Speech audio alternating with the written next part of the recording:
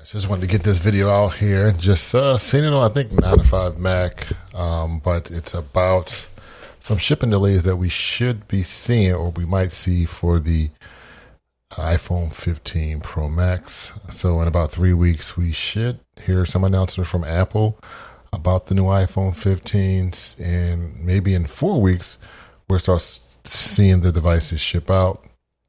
But the fanciest one, the iPhone 15 Pro Max, might be delayed until October. And from what I understand, it has something to do with the camera upgrade for the iPhone 15 Pro Max. Now, the iPhone 15 Pro Max should be getting a special lens called the periscope lens, and this is pretty much going to help us zoom in fairly close to subjects if we're a far distance away.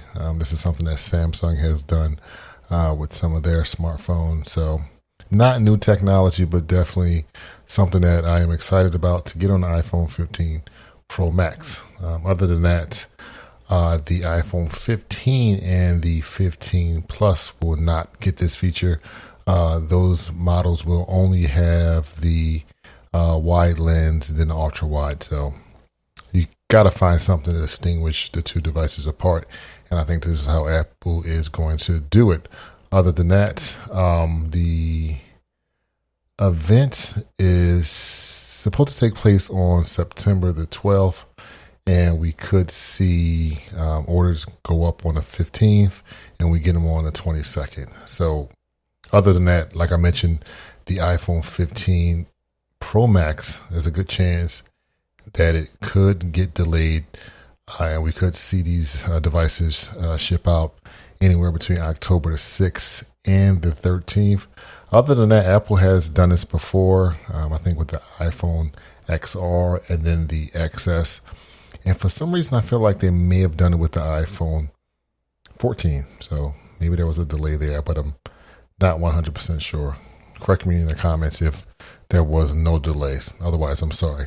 Moving on, other predictions that I've heard in terms of why the iPhone 15 Pro Max will be late has something to do with the screens, if I'm not mistaken. Some screen problems, but I don't think you guys really care too much about that. You just want your new iPhone 15 Pro Max. Other than that, you've probably heard this rumor before, but Apple will be switching to USB-C for all the iPhone 15s. Apple has some beef with the EU, so they have to put USB-C on all their iPhones so they can sell their devices in the EU region. Other than that, the iPhone 15 and 15 Plus will look very similar to the iPhone 14 and 14 Pro.